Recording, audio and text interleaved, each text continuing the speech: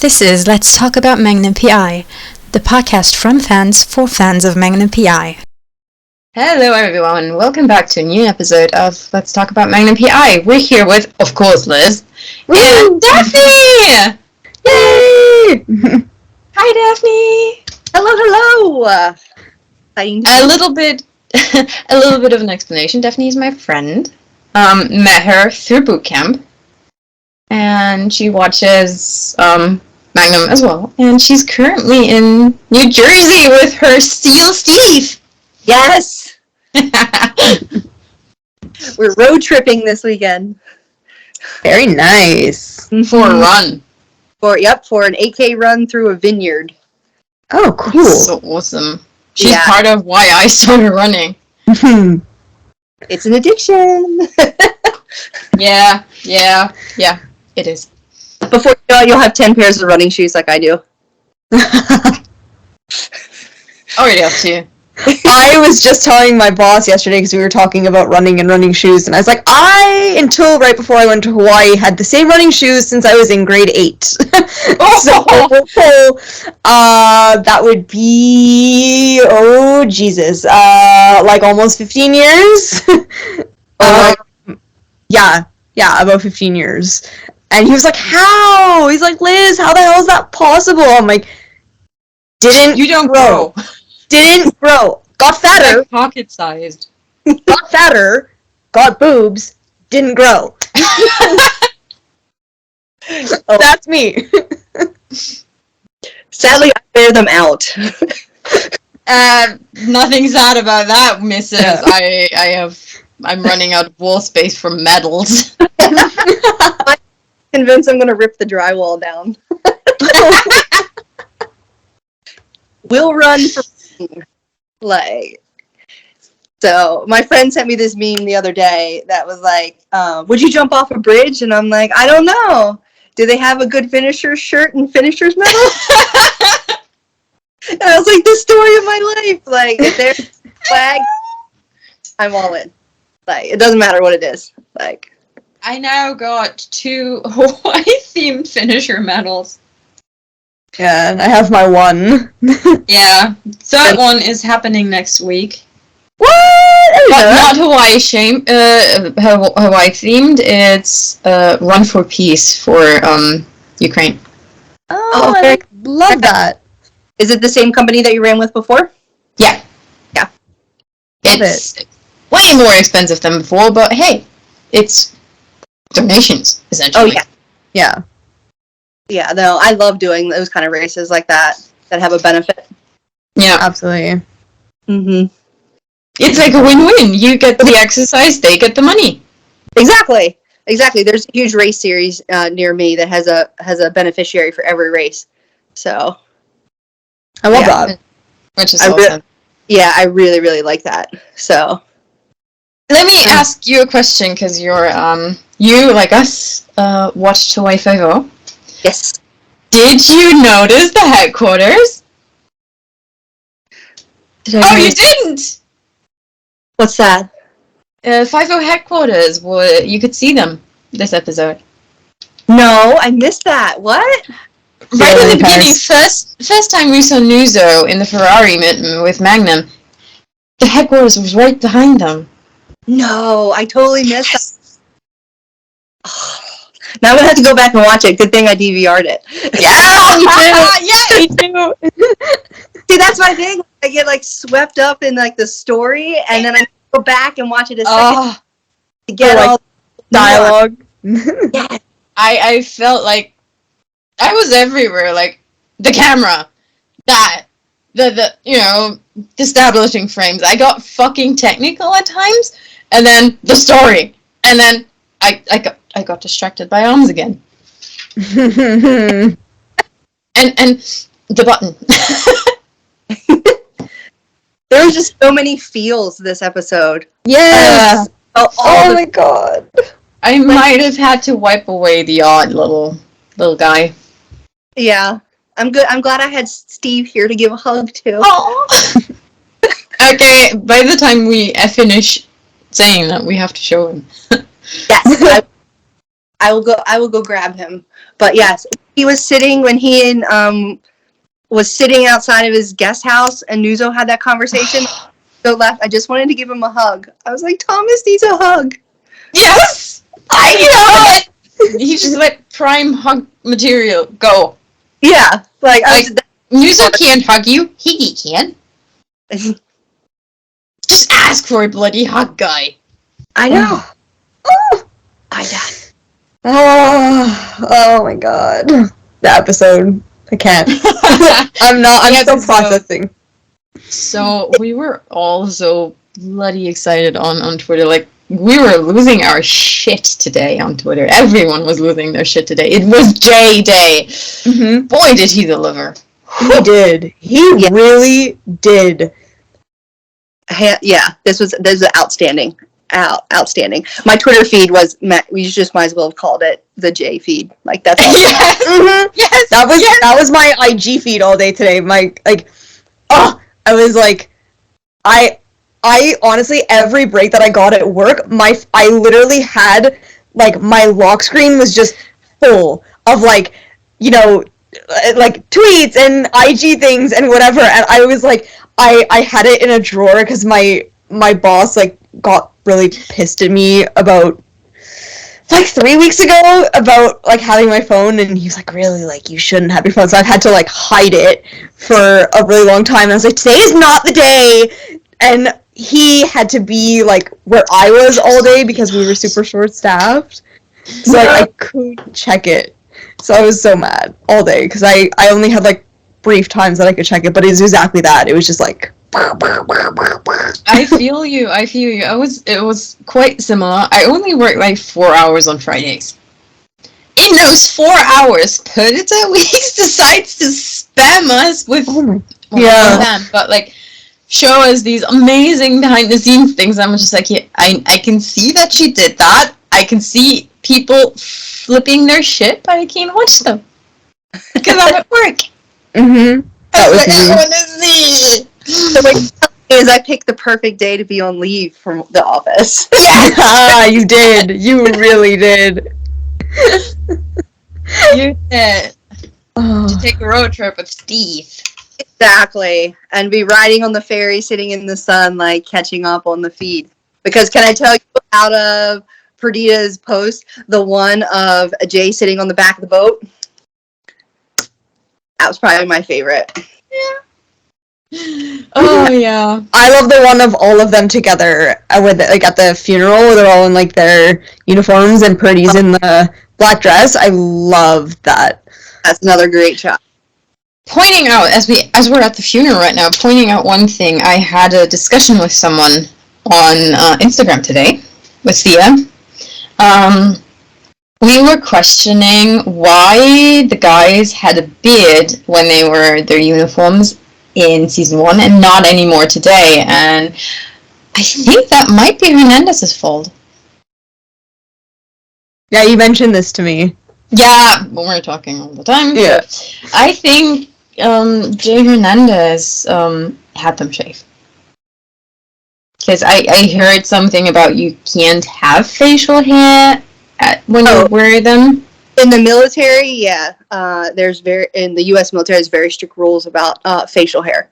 So I think our Jay, who has family, I think his brother even, who served, might have been like, yeah, no facial hair. This is not believable.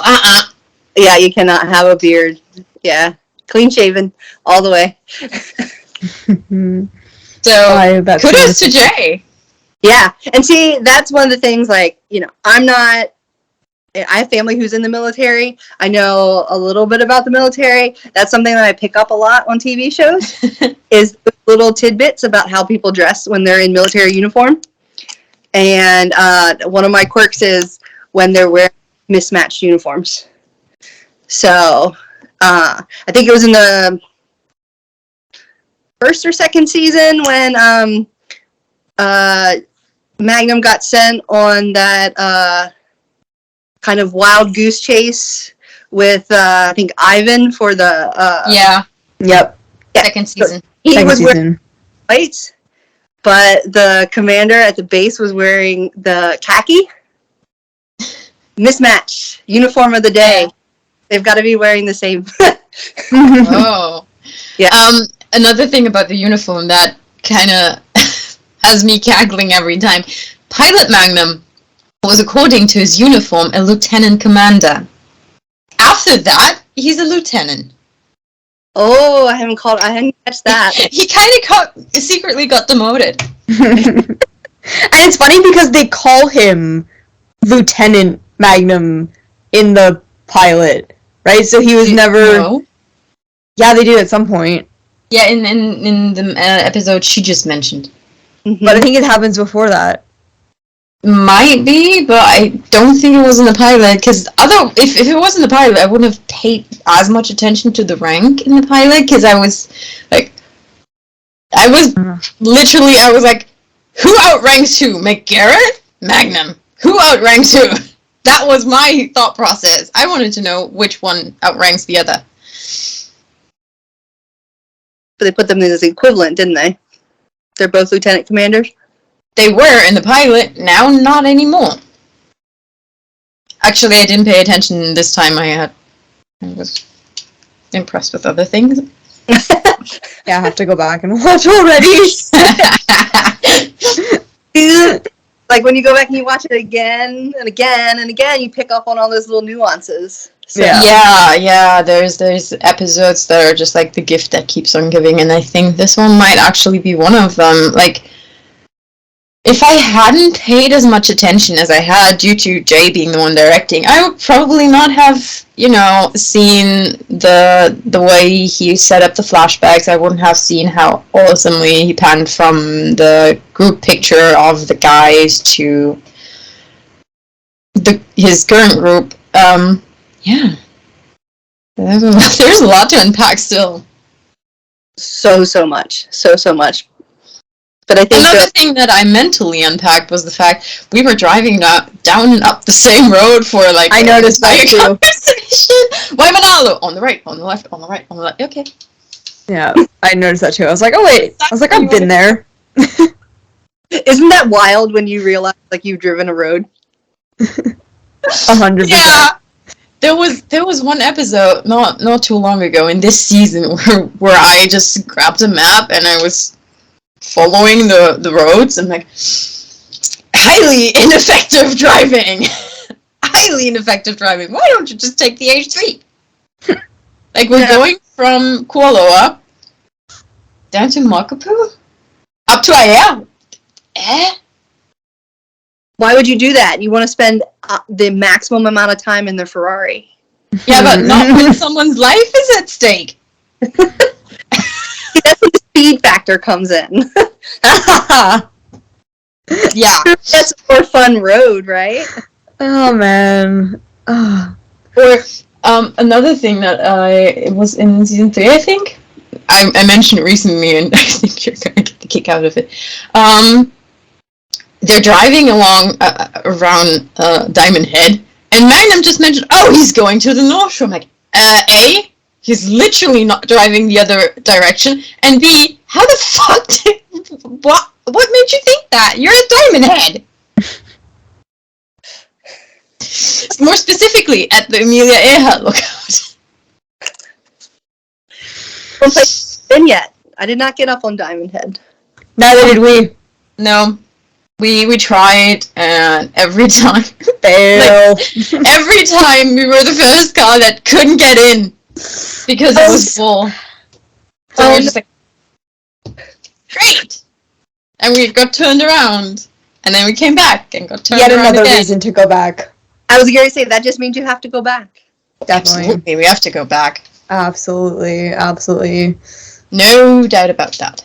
100%. I'm already 2025 is going to be my year. I love how you have a date in mind. Yeah, I'm going to run the Honolulu Marathon. Oh, sick. Mm-hmm. You know what? I'll just come and cheer you on. There you go. Why don't you join me? What? They have the 10K. You can run the Merry Mile. Yeah, sure. Merry Mile, actually, is a good thing. Mm-hmm. I'll join you. There you go. And you could totally do it. You could totally do it. Merry Mile, 100%. Definitely. let's see how good I get in the other departments until then. If I actually make it through without walking. Hey, there's no shame in walking. I mean, I'm doing that most of the time. I hate running. I run, walk, everything. So at the back of the pack. That's where the party is. I know. I know. That's where the people are passing out the drinks. I mean, I ran in where a guy was handing out bourbon. His hydration pack was full of bourbon, and he's like, "Did you like?" That's hilarious. And I'm like, the people at the front that are trying to win are not enjoying the party that we're having. Oh my god. That's hilarious. Oh god, that's so funny. So surely at the Honolulu Marathon, where it's unlimited timing, you're going to have a party at the back. Okay. For sure. What is it that they say about this one hairstyle? Business up front, party in the back? Exactly. Applies to this too. And I'm sure you could almost record like a Magnum podcast. You're going to meet people that love Magnum, and then you're just do all these that is like almost a certainty in Hawaii, I think. Yeah. Like we got some people talking about Jay, for example. Mm-hmm. Yeah. And I cannot get over the fact that someone told me that Jay is nicer than Tom Selleck. Because he doesn't complain about the costume department. I'm just like, I would have expected anything else, honestly. Interesting. Dude is amazing. Yeah. Dude is literally amazing. See, I learn all this stuff. Like, never been like super involved in a fandom. Like, yeah. I said this learning all this stuff. This is what you get when you start a podcast about a show out of boredom. Not boredom, but like out of. I wanted to learn how to do a podcast, and there was a hiatus, and everybody was like, "We don't get any new content." So I was like, "Yo, how about I start a podcast about Magnum?" I'm not screwing up my own business if I fail in this, and turns out I didn't fail in it. And then she was there from the beginning. was. I think you were only missing one episode. Yeah, one. Why? There was a reason. I can't remember. I remember. It's like 30 episodes ago. It was because I know Erica was on. Yeah. That was the episode that Erica was on. Why did I miss it? I have no idea. Oh, I remember. Because Erica only had a specific time because she was away, and you couldn't do that time. Oh, yeah. Right. Because was that... Why would I not been able to do... Oh, because it was probably because it was, like, during the day or something. It was. Yeah. Because that was when, like, kind of right when I had started. Speaking of during the day, when I woke up from my nap for Magnum PI, turns out everything is white out there. Oh, it's we had a nocturnal blizzard. Again. Ooh. Just like last episode. Ew. I'm so ready for spring. Me too. Oh my god. It poured rain here yesterday, and I had a client come in today, and he was like, holy shit. He's like, I had to drive up north, which is only like Laurentian, so we're talking maybe like an hour and a bit from here, and he was like, holy shit, I drove up and they got like 6 inches of snow. Because like all the rain that we got, they got snow. He was like, I was like, what are you talking about? He's like, it was a fucking blizzard. And he's like screaming at the top of his lungs at the bank. I'm like, but thank God we didn't get that here. Like, I would have cried if we'd gotten that much snow here. To explain, Canada. This is Canada. Okay. Yeah. You know where I am, Germany, Canada. All the countries. Yeah. Magnum PI connects people over countries, and Bootcamp connects other people over countries. Mm-hmm. I had it's like a massive storm system, so we have wind, we have rain, we apparently have snow now, thunderstorms, and the other day when I was the fucking wind just ripped my mask off.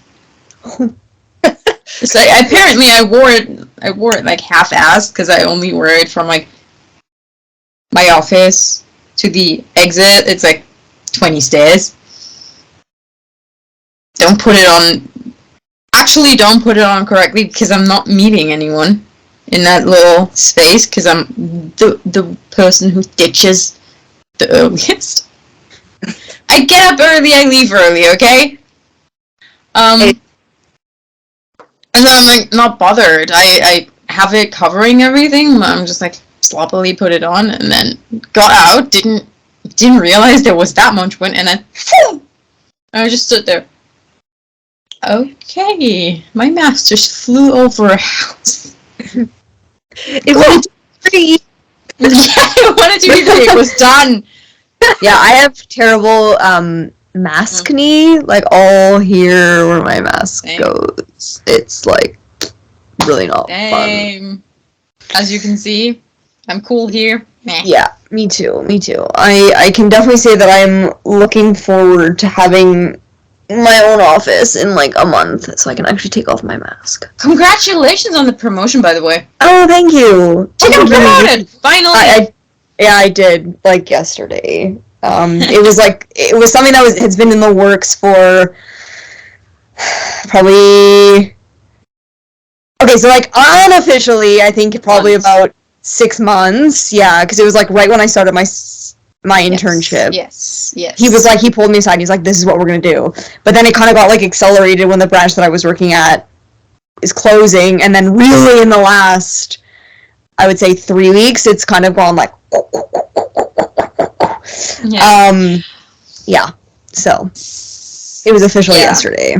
We were talking about that when we were in Hawaii, so it's like been at least 5 months. Because I was studying for my mutual funds, I think, my exam that I had to pass to move up, and then I passed it in March 11th, and then I was kind of sitting there going, okay, like, when's he gonna call me into the office and tell me that it's official? And then he goes at the beginning of this week on Monday, he pulls us all aside, like, before we even open, he goes, so guess what? And we're like, he's like, so, I'm going to my new branch, and I'm taking, like, I'm taking her with me, like, not me, like, another girl, and, the rest of you are going to the branch that we told you were going to. So I'm like, okay, like, time to announce, where's my thing?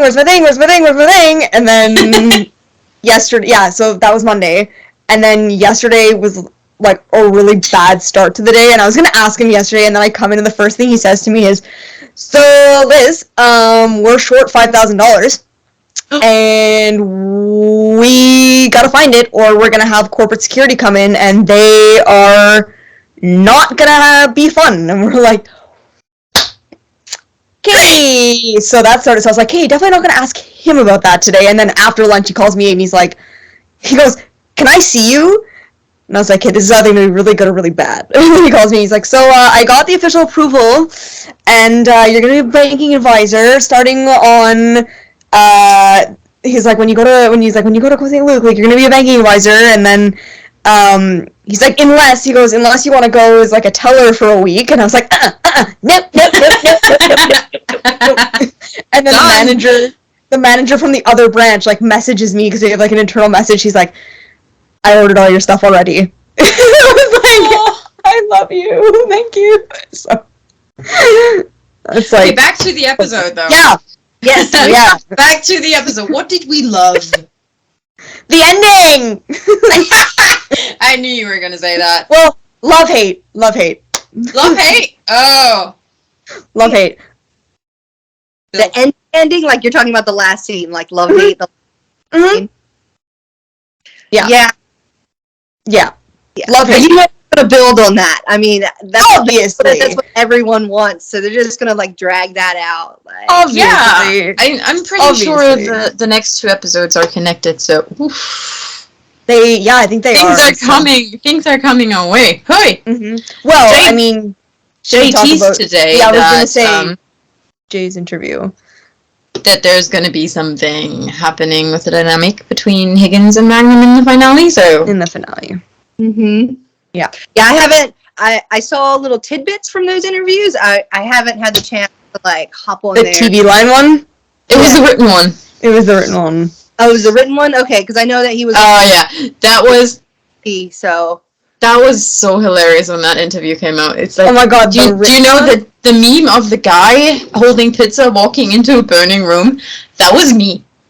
I held pizza, like, I was excited. This interview was cool, everything that I wanted to hear, and I walk into that burning room. Everybody was like losing their minds about something Jay Hernandez said, and I'm just like, yeah, but he's not wrong.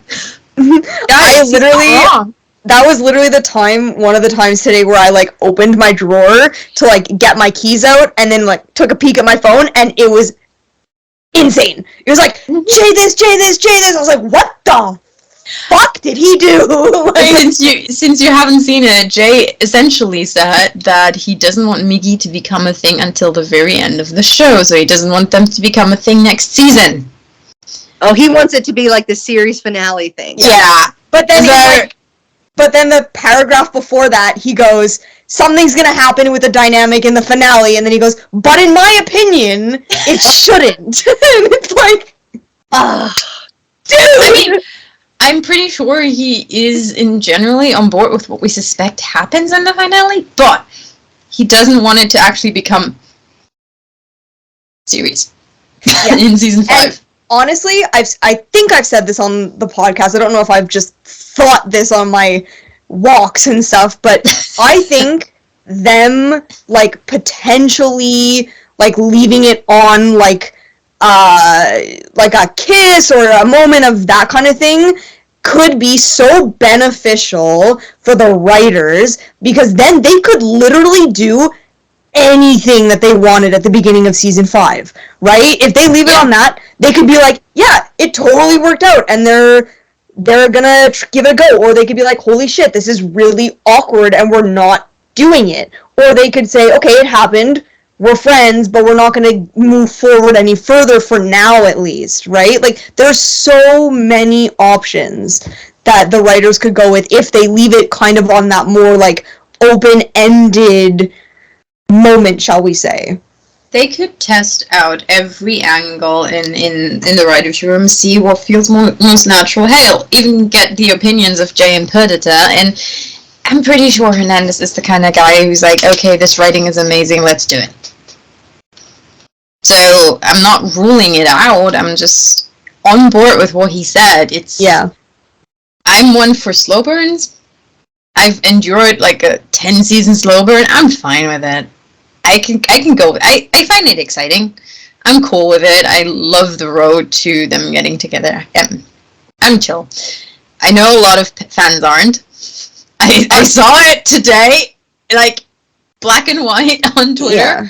Well, white on black, but I'm cool with it. I'm cool with a slow burn 100%, but I'm not cool with a slow burn that consistently uses the same story and the same trope and the same thing just to drag it out. Like, if you want to do a slow burn, cool, right? But don't do the exact same thing to keep the slow burn going. You know what I mean?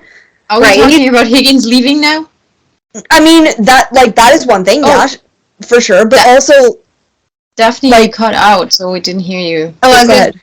You need it to be constantly evolving. Exactly. Yes. Exactly. Like, I'm sorry, but if you're gonna just keep throwing, I mean, again, this is not necessarily just, Magnum, but like other shows, I would hate it too. Like, you can't just keep throwing love interests in. You can't just keep throwing, like you said, like Higgins leaving. You have to vary it up, or the slow burn, as much as like I'm okay with it, because it does, like you guys said, show the journey, show the everything, like, it gets a little tiresome. Okay, but here's the thing. And I'm prepared for a monologue. I've seen a lot of fans write about how useless Ethan and Leah were, and I'm like currently a little bit bubbling on the inside, and now it's getting out. if you look at the show, neither Leah nor Ethan were useless. Nor was Abby, by the way.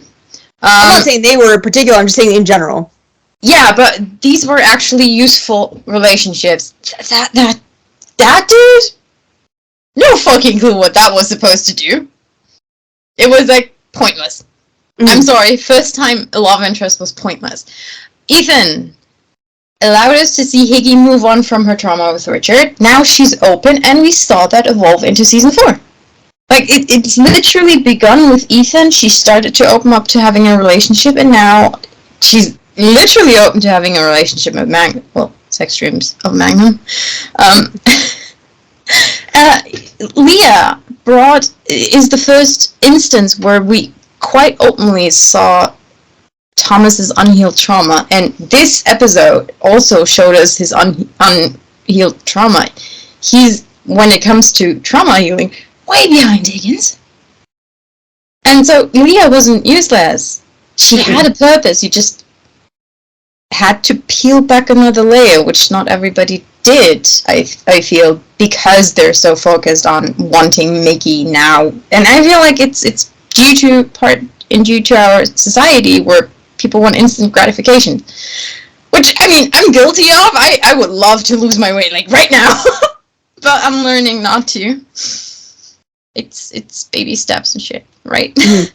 Yeah, no, I'm saying, like, even if you have, like, all of these very useful characters, like, even if every single love interest does something to further along the relationship of whatever the pair, it still does get a little tiresome if that's all they're doing, you know? Like, if they just keep throwing it, like, if you throw in other things, great, you know? And, like, yes, of course, they need other people to learn and grow, of course, like, and I'm not saying Ethan or Leah was useless, and, you know, even Abby wasn't, like you were saying, but it's just, like, I would even be okay if, like, they'd spaced it out a little bit more, but it's just the fact that it's been, like, one after the other, after the other, after the other. It's like, we can't do it again, because it, like, to me, it's getting, even if it's the most useful thing in the world, it's getting a little boring, you know, like, a little too predictable.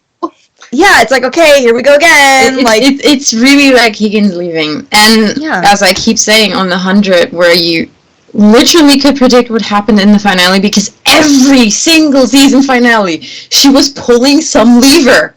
It's like, not even a big thing, but eventually, after a couple of seasons, you were just like, where's the lever? Guys, come on, you do that every time. There gotta be a lever. She has to pull a lever and decide over the fate of killing people or not. And lo and behold, there was a lever. It happened in Lost too. At the end of every single season of Lost, the group would separate into two. It was like, okay, who are we gonna follow this time? Are you following this guy or this guy? And it was always the choice. Yeah, it's the predictable thing that killed it. Which is kind of, I'm kind of excited because it looks like season 4 won't end as it usually does. Here's the hoping. Daphne, what did you love about the episode? So there's the one thing I love the most. So I love Nuzo being like Thomas's like subconscious, like that whole like overarching thing was just fantastic.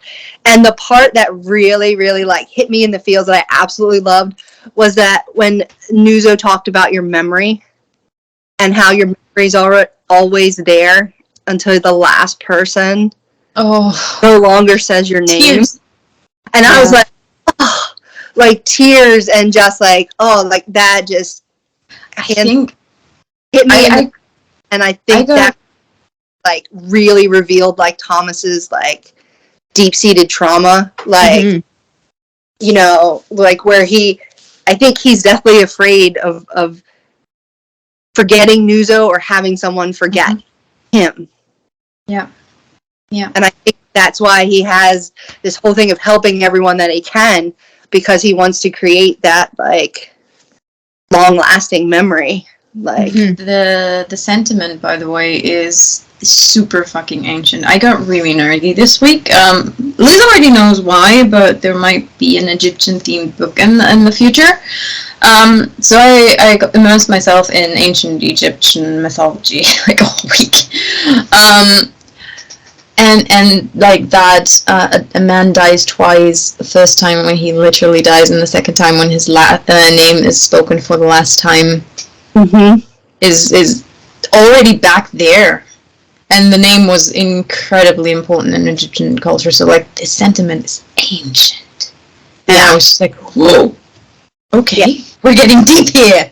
Yeah, and the tears came. Like, yeah.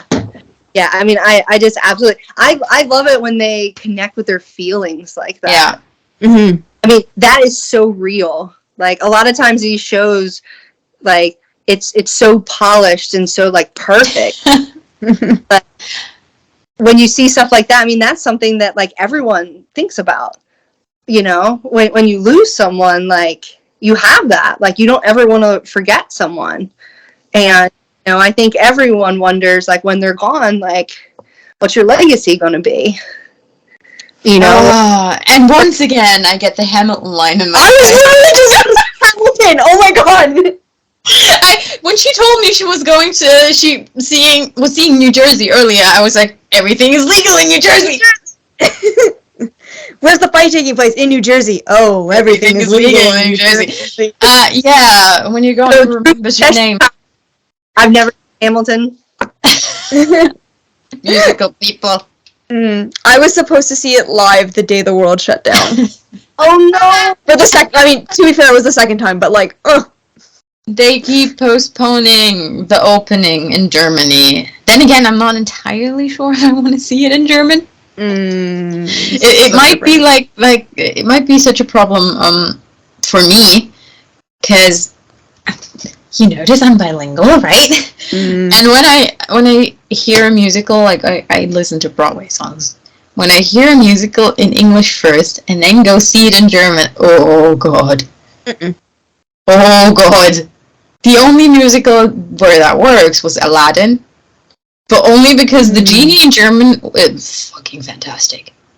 He brought in pop culture references every time. Every time the guy lost his breath, there's a song that's called essentially Breathless. Every time he like had a long singing or had to dance really hard, he's like, Atemlos! And it's like literally a pop culture reference in Germany, and we were pissing us. Sounds hilarious. Back to the ugly part of mourning. That's another thing that stood out about the scene for me. Hernandez didn't look perfect or polished. He literally had really prominent emotions, showed them really raw, and he just looked so tired throughout the whole episode. I mean, can you blame the guy? Yeah, I mean, can't blame him at all. Can't blame him, but I think it worked. Like, it did. Yeah. It's like it made it more real. The guy probably didn't sleep a lot. The guy had 3 major jobs, and he just had COVID. Like, that makes someone look tired, and it works in the episode. Like, they couldn't have planned it better. No, it was very, very, very well done. Yeah, but he looked absolutely raw. Like, that was raw. Like, and that is his performance more than what happened on like the dialogue. Hit me more than the dialogue actually, because absolutely. Oh, excuse me. And it like it wasn't crying. It's just like It was this face close to crying, holding back, struggling face that. That whole front that everyone tries to put on, I'm fine, I'm okay. Like, but it's like right below the surface. Like it wants to come out. I'm gonna be bold and say every single one of us here in this tiny little chat room has experienced that before, putting up the front. For sure. That wants to crumble. For sure. Like, so relatable. I mean, I'm currently doing that sometimes at work. the news and everything, and the pandemic and general stress, there's times where I'm literally sitting at my desk and like, I could cry now, and it's usually the moments where I tell you I want to cry. Yeah. Yeah. You gotta face and like keep pushing forward, but you know, I've been, like where it's just like I just want to shut down. Like it's too much. I let myself. Here's the thing: I keep the brave face until I'm home, and then I let myself either shut down, or I'm like putting everything into boot camp. Yeah. And I did that on Thursday. And I distinctly remember Tia going, put some power into your punch. And I was just like beating up my pillow really hard. Like, yeah, like that one! Yes! It's so cathartic. Like, just out. Like, you this know. pillow is very... My pillow is a shapeshifter. What did I do? It's technically a tie pad, by the way. I would show you my punching bag right now that's like this way, but my niece and nephew were over, so it's like toys everywhere. It got to the point where it was like 8:40, and I was like, alright, bedtime! Auntie Lou needs the basement! I was like, get out! Can I complain about one thing, though, about the episode? Fire away. As Liz already knows that, everybody is clean-shaven. As weird as it is, to me, the weirdest part is, I love Stephen Hill. You guys know that. He's amazing. But that porn stash. Yes. So out of place! So out of place. Stephen Hill is attractive. He's amazing. He's a really good-looking guy, but... No. Why? I mean, at least it doesn't look like a fairy caterpillar was slapped on your face like it did with Tom Selleck, but... Can we lose that thing, please?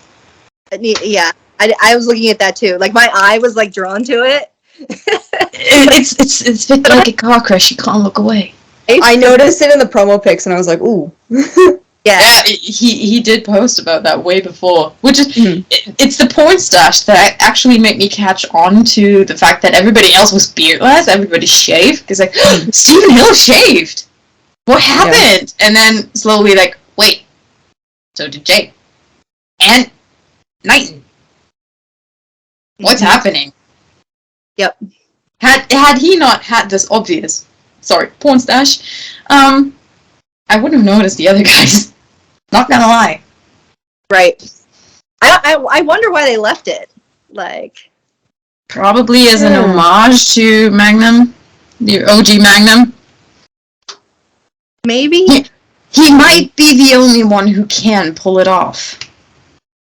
I'm trying to remember if Roger E. Mosley had a mustache in Magnum. I can't tell you. As you know, I have not consciously watched the original Magnum because I was fucking terrified of Tom Selleck. You're terrified of Tom Selleck? Oh, you don't know the story. So, famous story in my family. My mother went into labor with me while watching Magnum, and she finished the episode before going to the hospital. No way.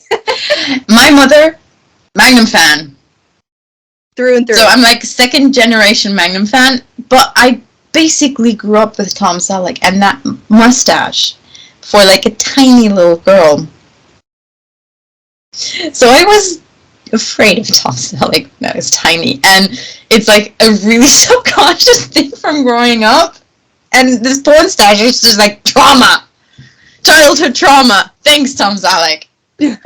So it's not as pronounced, but he does. Oh. He's got the little little patch underneath. Yeah. Yeah, but it's not that clean. It's not thick. Yeah. No, it's not that clean. I think that would have actually probably looked better. Oh, here's a much better picture. There we go. That's more obvious. That might have actually looked better on Steven. So there we go. would it have been within military regs? Would that have been within military regs? I'm not sure about the mustache. Yeah. They recently changed the military regs. So, because now women can have ponytails. So. What did they have before? You could only have your hair pulled back in a bun. Okay. I was just mentally like, hair open so you can pull it and get her down and... Huh? Right. That made no sense for a second. Yes. Now you can have like a braid or a ponytail. Like the completely like swept back, no straight hairs, very tight bun. Catherine Rollins just comes to mind, even though I don't want to think about her. Yes. Oh, don't. We're all in the same boat here about her. Do not get me started. Let's not talk about Catherine. Let's talk about Iggy. Oh, can I want to bring up something about Nuzo being Magnum's conscience again. So, what do you guys think about the fact that Nuzo, speaking of Higgy, basically said, "She right there, go, you're gonna be happy." So, like, essentially, that's Magnum saying that to himself. He's finally caught on to himself. Like, so can we agree that he now realizes it, and she now realizes it? Mm-hmm. And we're entering the time of dumbasses do something. Yes. Right. Yeah. So because that was my whole thought. Like as soon as I heard the promo, well, as soon as we saw the promo pics with like Nuzo being in the scenes, my thought was it's some sort of apparition, something, because like we know he never had met Katsumoto. Katsumoto promo pics. Right. So I don't know if you've seen it, Daphne, but there was promo pics, and in one of them, Nuzo stood next to Katsumoto. No, but we had promo pics of Magnum standing next to Nuzo and standing next to Higgins and Katsumoto, and Magnum was wearing the same thing in both pictures. But we know Katsumoto never met Nuzo. So like a few episodes in, right? Yeah, Katsumoto was only there on he only came in on the third episode. Third or fourth. Yeah. Third. Nuzo was already dead. Yeah. Right. So I was like mentally, either this is an apparition, and you were there too, or we're retconning the pilot. So please let that be an apparition. And here we are. It was his conscience. So my immediate thought when like we were discussing whether or not it was going to be his conscience, I was like, and that line in the promo for this episode, I was like, holy fuck, the dude knows. The dude knows. I'm like, yeah, he's finally there. Idiots. We've been talking about that for like all of our season. Yeah, the podcast season, and unlike many other fans, we were team Magnum didn't realize his feelings. He was deep in denial until today. I feel like he knew that they were kind of there, but he wasn't willing to acknowledge them. That was what it was. He might have, because like everybody, he might have. Let's view it as a Pandora box. He might have known there is a box. But he's like not touching it with a 10-foot pole because he didn't want to find out what feelings are hiding inside. Because like I don't believe for shit that after Bernardo and the boys told him at the end of season 3 that he didn't sort of start thinking about it. No, like, of course he didn't want to touch it with a 10-foot pole. But I'm sorry, he thought about it. Let's be real. They even said it. They're like, look, you've never thought about it. And he was like, he did. He just didn't want to touch it. I'm sorry, I have to fully disagree with you there. Even though he thought about it, there is a difference between, oh, that would have been interesting, and fuck, I feel something. There is he never crossed that barrier. I say he knew. He never consciously crossed that barrier. I say he knew. Because it affected What do you think, Daphne? Yeah. I think he buried that stuff deep. Yeah, like he buried it for sure. I'm not saying, like, obviously he didn't act on it and he wasn't like, ooh, I'm in love with Higgy, but like they were there. He knew. Like, it may have been deep down, but he knew. No. Here's the I thing. think he did. Even though he thought about that, if you're in denial, you're not consciously knowing it because you're so deep in denial. And he was so deep in denial that. But if you're denying denial, oh my goodness. But if you're denying it, then you know it exists. Yeah, but not consciously. You don't have to consciously know it. No. Think about it. If you're thinking about it, then you consciously know that you're. No, you don't. You totally do. That's not how denial works.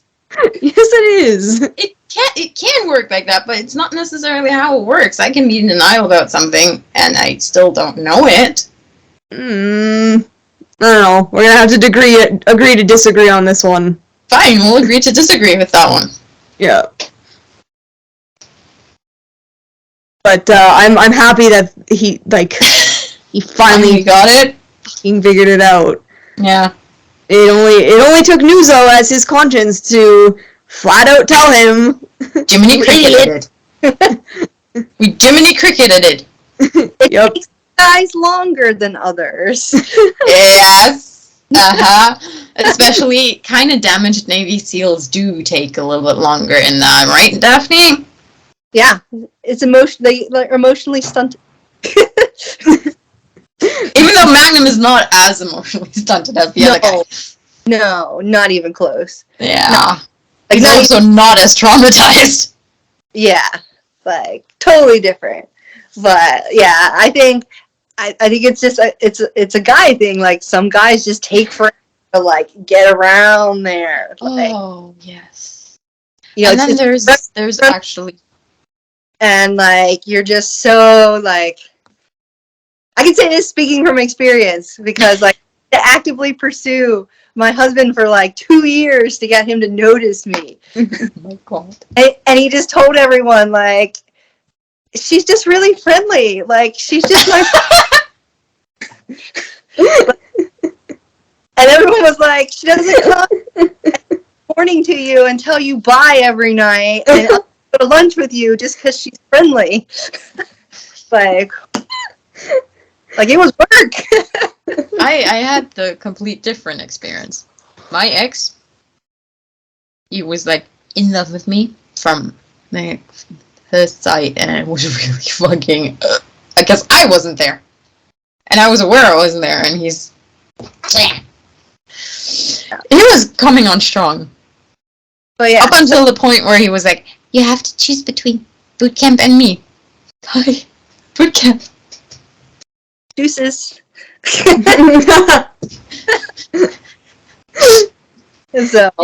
can firmly say that I've never had any experiences like that because I've never even been in a relationship. So you had a date. Oh yeah. Oh yeah. Shit, I forgot about that. Why is it that I remember your date better than you? Oh, denial. Oops. Sorry. No. I was just joking. It wasn't even that long ago, but no, it was before it got cold because I remember exactly what I was wearing, and I remember where we went. Hawaii. Yeah, it was before Hawaii. I was wearing my leather jacket, so it couldn't have been more than like no. Okay, but bringing it back to the episode, Rhea noticed something, which I have to mention. The fight scene in the end. By the way, amazing choreography in that. Mm-hmm. But yes. Apparently Magnum went into the fight scene fully buttoned up, and we finally have the solution for why the button was open on the picture with Perdita. Apparently, it got popped in the fight. Because he apparently had an open button at the end of the fight.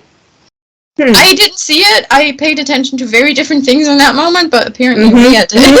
The whole time I was watching that fight scene, I was gonna go, are they gonna bring it back to 119? Is she gonna get shot in the fucking shoulder again? Like, when they were showing the gun and it slid across? She was also shot in the pilot, so it was...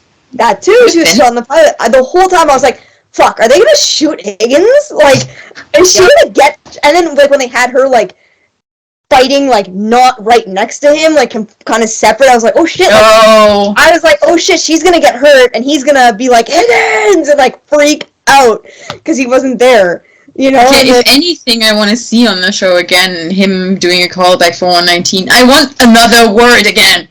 Oh, yeah, please! That is, like, my favorite part of it. Say another word, I'll shoot you instead! Another word. Best thing ever. So good! I love that episode. But yeah, that was what I was thinking about during that fight scene. I my brain totally went there too. I was like, they're getting ready to shoot her. I was like, stop it! I was like, first you bring back the TR bell, then you're bringing back all this shit from the pilot. Like, she gonna get shot! It's like you just mentioned two missed opportunities. A, he could have been in the hospital when Nuzo had been like, hey, go talk to her. She almost died. Yeah. Even though it was just a grace. And two, we were on the TR bell and we didn't mention Chapter 9. What? Yeah! So there was two things that I was hoping was gonna come from that TR bell thing. One, that they were going to mention, oh, the last time we were on the TR bell, you got shot, kind of thing. And then, or, like you said, Chapter 9. Yeah. Missed opportunities, big time. Yeah, but, like, I'm not complaining. The episode was awesome. Yeah, it was. It's probably my season. Yes. Same. Another thing. Between the three of us, who've all been to Hawaii not so long ago, is it me, or was that Marina in Kaneohe definitively not in Kaneohe? I would not be able to tell you that one. I wouldn't be able to tell you. To me, it looked like the yacht marina in Alamona. No, not Alamona. Kaka'ako. I'd have to go back and look again. Yeah. I mean, it might also be Kolina, but I think the high rises in the background were Kaka'ako. I can be wrong. I would not even be able to tell you. Yeah, the only marina I was in was Ko'olina. So. For Trident Adventures, right? Adventures, yeah. Which they're not. Tell us about that. Good word. It was probably the craziest thing that I would totally love to do again. Like, hands down, top notch. Context for those listening, Trident Adventures is a Navy SEAL operated adventure group.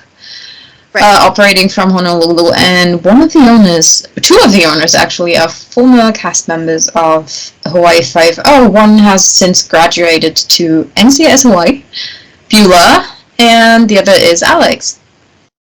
Mm-hmm. And Steve Kaplan, the owner, is one of the technical advisors for both Hawaii 5-0 and Magnum PI. So, and Magnum Helicopters is in charge of flying the Trident Adventures chopper that you get to do. The only place in the world that you can do this, you can go helocasting and actually jump out of a helicopter with a Navy SEAL. So in September, I had the opportunity to go out with Steve and 3 random guys, go for an epic chopper ride, and then jump out of a helicopter from 40 feet in the air into the ocean.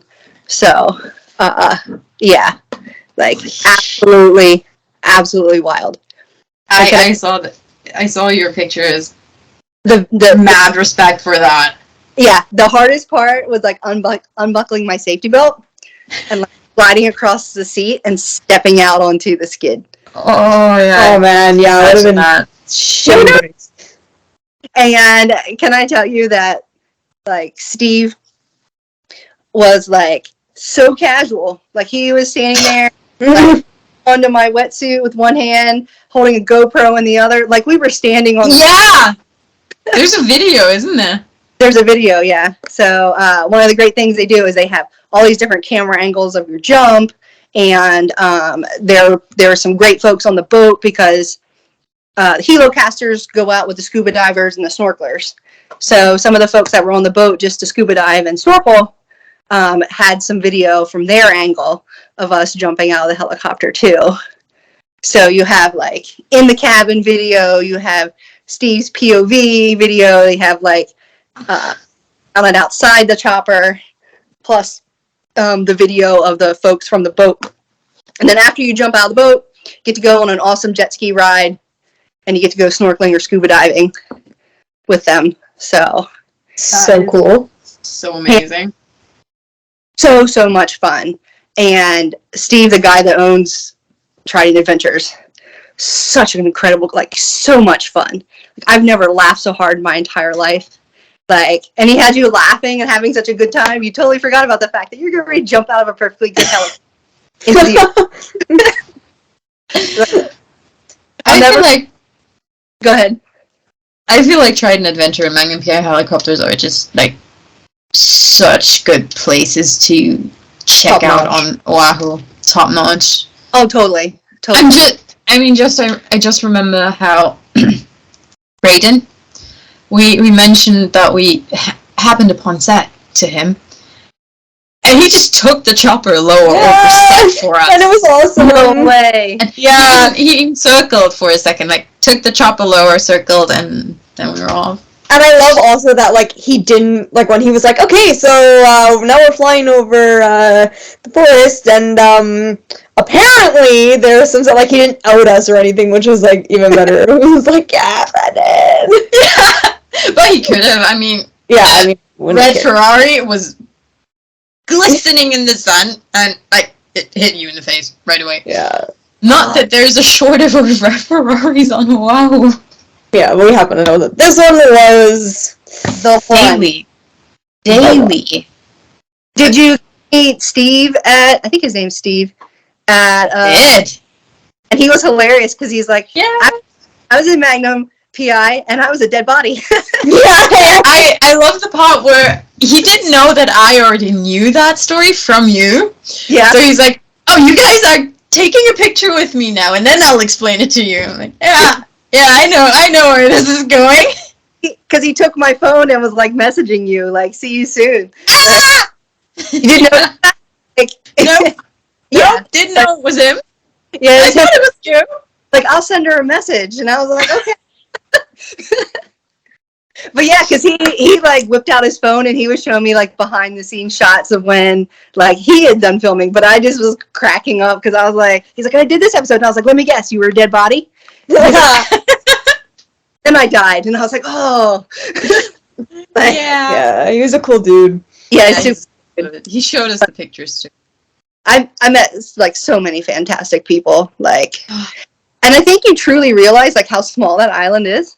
Yeah. Like when you like start meeting people like that, like on Trident Adventures, like that guy that owns that works with like Magnum PI. Yeah.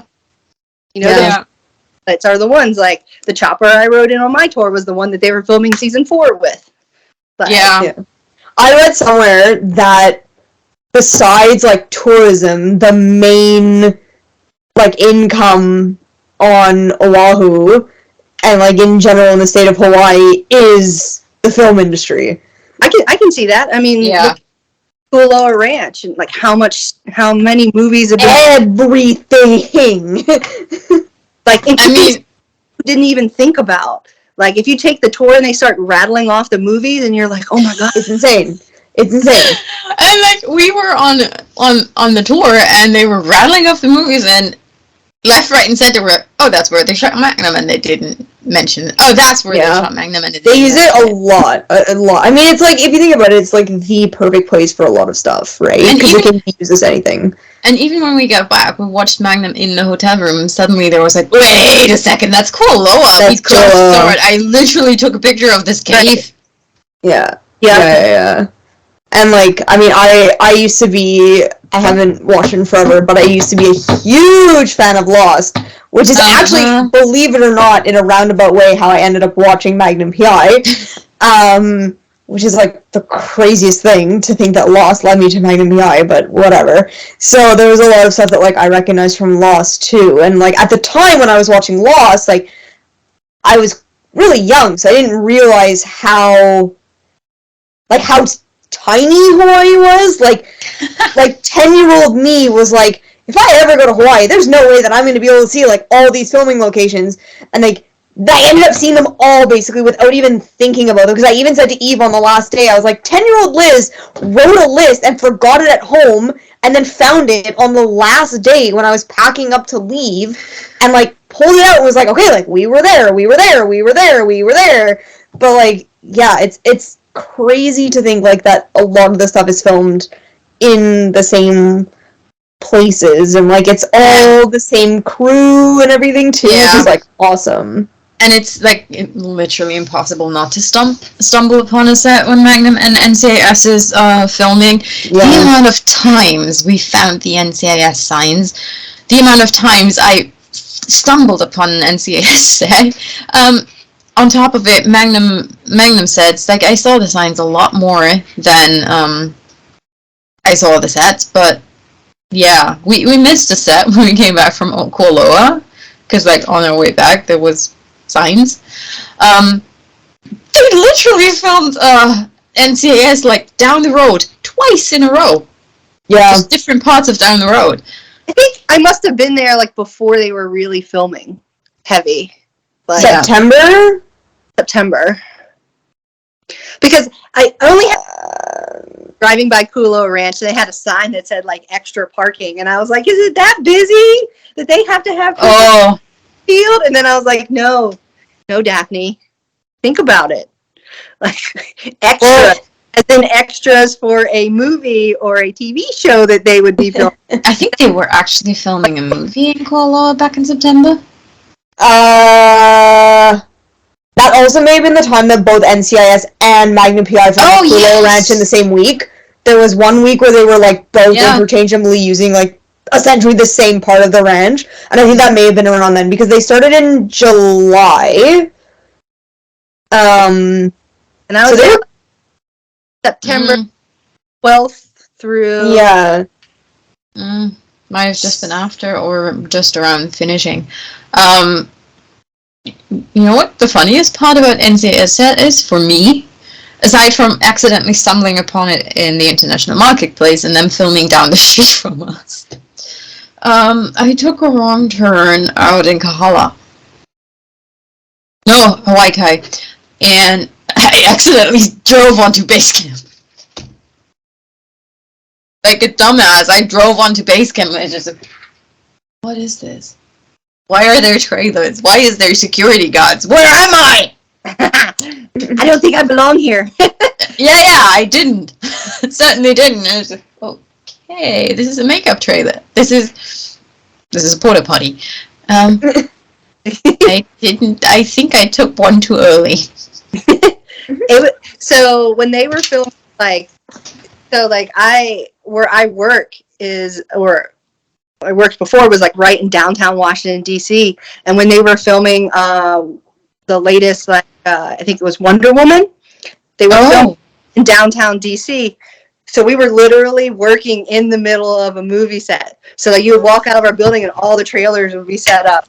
And, like, craft services would be, like, one block over. And it was the wildest thing because, you know, you can't shut down, like, these. So it would be wild. Like, you'd be walking to lunch and it would be like, makeup trailer 1, makeup trailer 2, makeup trailer 3. That happened with Transformers in Montreal. Yeah, like, it was just so wild because you're like, da-da-da-da-da, like, you know, it just feels so weird. Like, I shouldn't be walking through here. Yeah, I had that happen to me one time. I was just, like, walking down the street, and they, like, literally, like, you have to stop. And it was like, the hell's going on? They were, like, filming a scene, and they cut, like, everything off, like, I guess when they were filming, and then they're like, okay, you can walk by now. that was kind of me in Vancouver, walking out of the hotel, and you can't continue, you have to stop. There was, like, a barrier. I just walked out of the hotel. I just wanted to see the city. And then, boom! So they were filming Flash, and there were explosions involved. Oh, wow. They film a ton of stuff in Vancouver. Vancouver's another place that you don't think about. That one day. They call it Canadian Hollywood. That one day. I wanted to do a tour. No, I wanted to take the bus to a section where there was a ton of museums. I wanted to go to the museums. So I walked to the bus, got from the Flash set to they filmed something post-apocalyptic. Said just randomly stumbled upon that, got onto the bus, drove close to Steveston, where they used to film Once Upon a Time. Ended up on another set, which back in the day was Unreal. And finally, almost made it to my goal with the scenic route of the bay, only to find that the road was closed because the 100 was filming. I'm just like, yay. I had to go all the way around. I would have probably been more excited about the 100 filming had I not met every single one of them like the day before at a convention. So I'm like, yeah, no, I just want to see my First Nation museum, thank you. Yeah, I was so in museum mode. Really off the rails.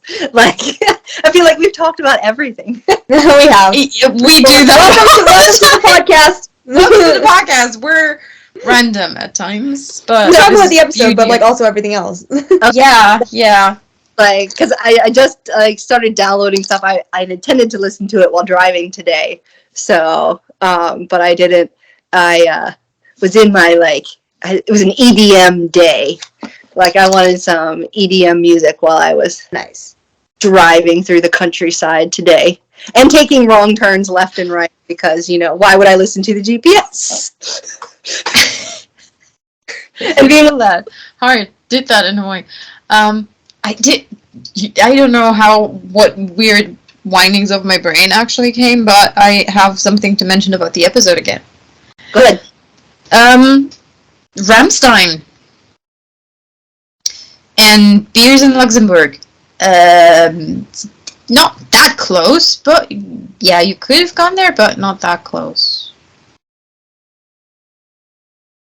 You also mentioned it about him and Magnum being stationed. Oh! I was like, hey, wait. I had to rack my brain about it. I was like, what are we talking about here? I got it. He made it sound like they just walked there. Yeah, it's not that close. Not by... It's like an hour drive? 45 minutes to an hour drive. It's like not even in the same state, I think. No, it's in the same state. The border to Luxembourg and Ramstein. That's what I was going for. Okay. Takes a little bit longer than what they made it sound like. I believe that. Also, I'm kind of still baffled why you have to go to Luxembourg for the good beer. Hi. Have you ever went to a store in Germany?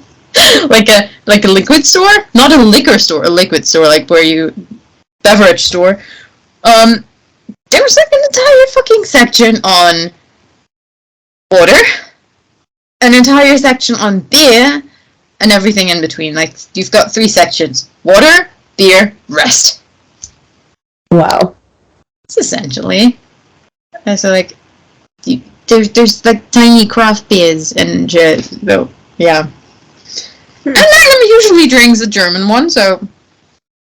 So, like, the craft industry is, like really booming over there, too. Like, all these little niche things. Like, I feel like in the U.S., like, craft beer is, like, everybody has.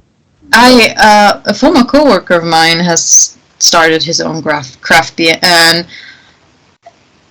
we were working together when he just started. He blew up his shed. Literally blew up his shed with beer. No. Oddly enough, the best pineapple beer I had was in Virginia. I believe that. Of all things.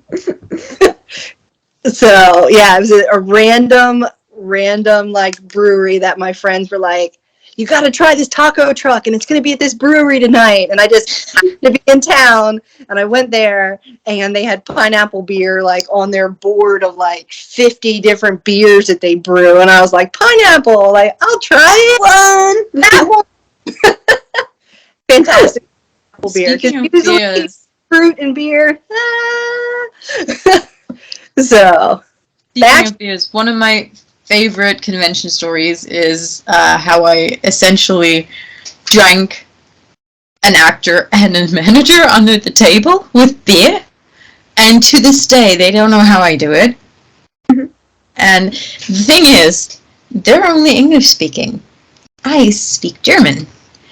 So when I went up to the counter and was like, 2 full Maß pints of beer and 1 bleifrei, I essentially just ordered myself a non-alcoholic all evening. They look the same. They essentially taste the same. Mine just didn't have alcohol in it. That's how I drank them under the table. That's smart. I mean, smart. Listen, it was about a limited edition Funko doll. I wasn't gonna... And it was 2 dudes. What are they gonna do with a Princess Belle limited edition Funko doll? Really? Nothing. It lives in my it lives in my phone box counter thing. So yeah, obviously I want it. By cheating, admittedly. Funko we should have thing for me. Like, I've just recently gotten into them. They are like potato chips, though. Like, once you get them, like, you can't stop. Like, the little Funko Pops, that's what you're talking about, right? Oh, yeah, I know. I only have one. You only have one? Yeah. I already have, like, 4 just within reaching range. I've got Albus Dumbledore, a Golden Iron Man, Jack the Lamplighter, and Hermione, just in reach. Then, Elsa and Anna back there somewhere, then Marvel guys, the 100 guys, Once Upon a Time guys, yeah, you name it, I got it. They're like potato chips, though. Like, you just, like, once you get it, it's like, oh, like, there's another one I like, and another one. Yeah, I'm so bad, I am so trying to hold myself back from getting myself the Witcher ones. Ooh. It got easier after season 2, because that season 2 was not my thing. It was really bad. Yes, I was straight into the custom Funko. Oh, yeah, they're awesome. You got the 5.0 Funko customs? I have 2 5.0s, and then 2 of my other favorite TV show characters. So you can customize them? I'm dead. I literally can make customized Funkos. I have the tools for them. So somebody make me a Higgy Funko, please. Yes. Done. There's a lady that I met through Etsy. She lives in Canada, and she made Steve, Danny, and Branch Connolly custom Funko Pops. Yeah, like, and Ezra is my 4th one, but that's like a. I'm shook. Look at how she's losing it. I'm shook right now. I'm so shook. The beauty of it is, you send her the pictures of like what you want them to wear and like what you want. Like, we even discussed, like, when I had my Danny Williams one made, she was like, how do you want his hair? What color shirt do you want him to wear? What do you want his pants to look like? His shoes? Send me this info, please. I thought I was supposed to make you one. Yes, you too. You can never have too many Higgy Funkos. She's taking 2 now. You can never have too many Higgy Funkos. Sorry. Like, she just had 1. And like her Dave Magnum pants, like the ones with the button fly, like. Oh, the jeans? The jeans, like. I have a friend who hates her jeans. She literally texts me after every episode. Her jeans are so ugly. Like, half of her text. I'm like, what are you talking about? I'm like, no. Is that the same friend that says she walks funny? Yeah. She has an issue with Perdita's legs, obviously. She has an issue with that too. What? Yeah, my friend, last week, I introduced her to Magnum, and the first thing out of her mouth was like, is she shaped funny? And I was like, what? And that's all she talked about. And I was like, that's all you're doing with kids? Like, that's the only thing you got. My friend, we constantly have this thing. It's like, I'm like, Perdita's gorgeous. She's like, yeah, like, she's pretty, but, like, she's not. I'm like, well, are you watching the same show that I'm watching? And then, like, she's like, she goes, I really didn't like like her hair or like her outfit. I'm like, stop it! What does that have to do with her beauty? I'm like, and she's like, the pants are ugly, like her hair is weird. She's like, she's like, you're much prettier. I'm like, shut up! No, I'm not. Like, I'm like, nowhere near as pretty. Like, Okay. go, what are you saying? Like, Stop that right now.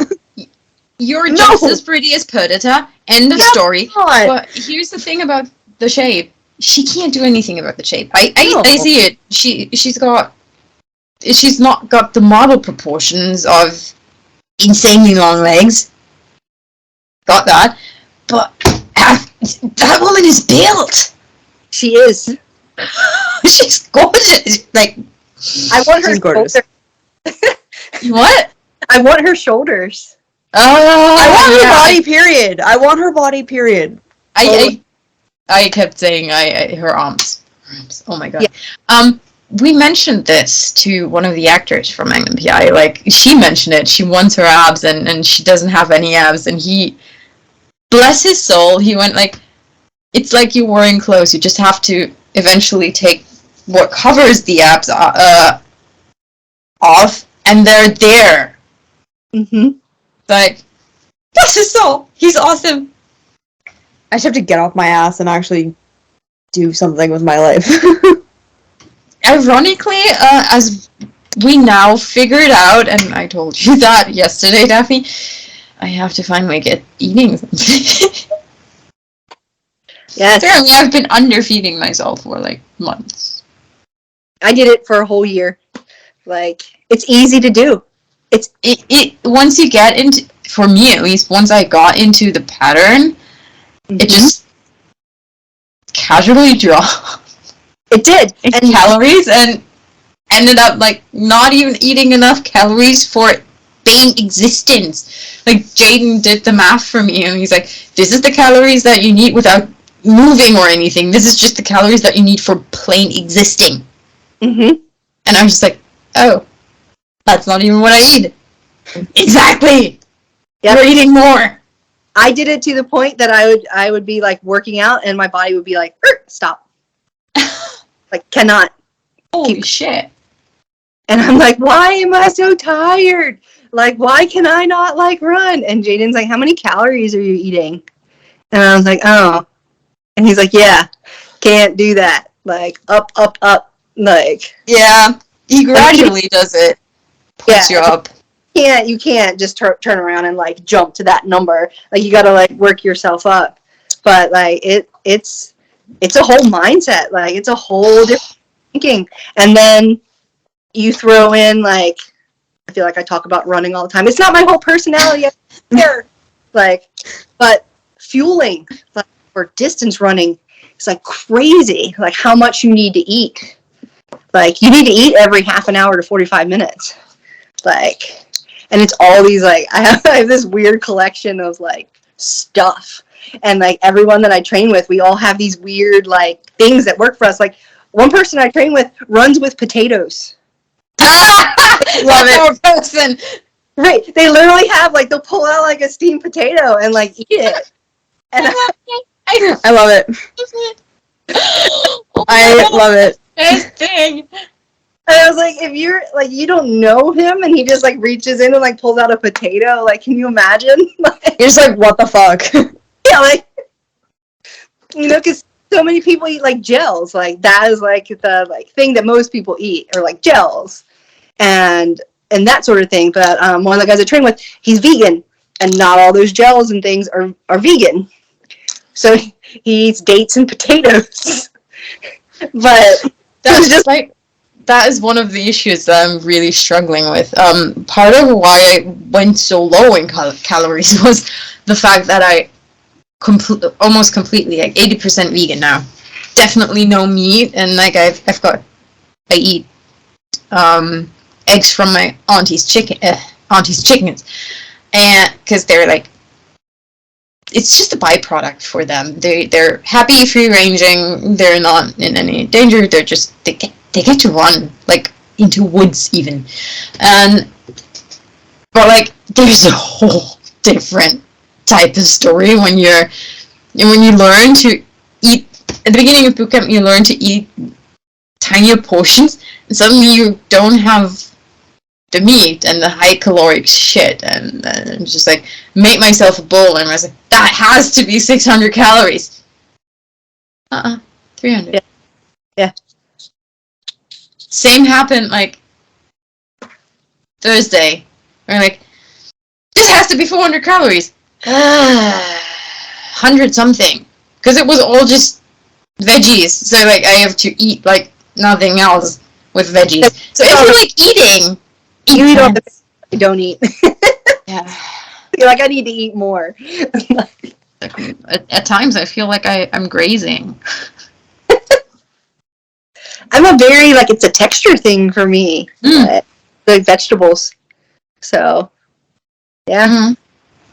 Like, my parents laughed. Like, I was interviewing for a scholarship in college, and they served a vegetarian meal, and I don't eat vegetables, and they had raw shredded carrots on top of my lasagna.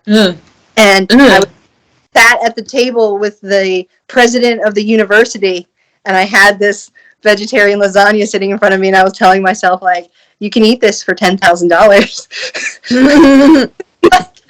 Just eat these raw carrots and you'll be okay. It's $10,000. And I didn't get the scholarship, and I ate raw carrots. Oh! But something I think everyone can agree on: potatoes are awesome. Potatoes. They're the best. I got these wild, like, purple potatoes the other day. Yes, they're awesome. I love them. They are, but they're, like, so wild. Like, when you cook, like, it's just, like, they don't even look real. Like, yeah, I know. The potatoes that you mean, I think, are the ones that you can get as Halloween treat here. So, like, that's when everybody was asking at boot camp, like, what's your Halloween treat? I was just like, purple potatoes! purple potatoes. And that's what I look forward to every year, because they start selling the purple potatoes for Halloween again. I felt like such a nerd, but genuinely, we don't do Halloween, so my Halloween treat are purple potatoes. Like, what? It's like, what else do you want me to be excited about? We don't have the special candy Halloween. Exactly. At least not down here. Up north in the larger cities you do. Do you have, like, an all-time favorite candy that, like, you see it and you're like, that is, like, I will never, ever, ever, ever, ever, ever, ever give it up, and I will cry if they ever discontinue it? Kinder chocolate. Mm-hmm. But then again, I'm working for a company that is intimately involved in the making of surprise eggs. So I'm like, I am at the source. Whenever we're making the welding that puts the eggs together. Okay. So whenever we're testing new molds, we're producing a whole lot of trash. But we're not throwing the trash away because it's perfectly good chocolate. They can't sell it. They can't do anything with it. It's perfectly good chocolate. So we get chocolate. Ooh, see? That's Jealous.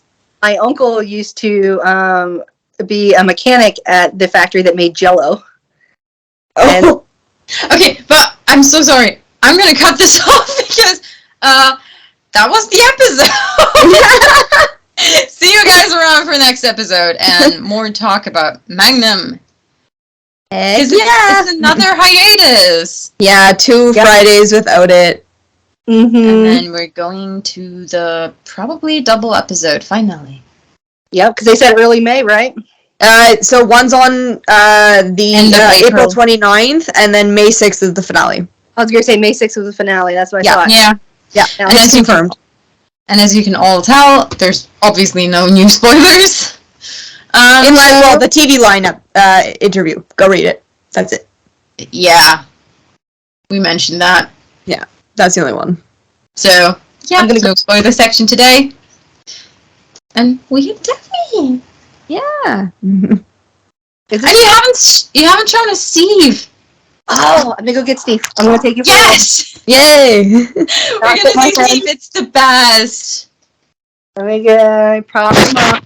Are you excited to see Steve? Tilt him down so we can see his face. Aww. This is a seal! fluffy. And look, he's even got a cute little seal tail. Oh, love it. And I think we don't have to mention why Steve is called Steve. He's a super seal. He's a super seal. And he's lovable. He even wears his seatbelt better than Magnum. It's because Or should we say Jay? Jay. Read the interview, guys. You'll understand. Yeah, we could mention apparently the question that we posed a few episodes ago, a lot of episodes ago, about him buckling has now been answered by Jay, and we did not expect that. But it's a good answer, so read it. Yeah. And we'll see you guys at the next episode. Bye. Bye. bye.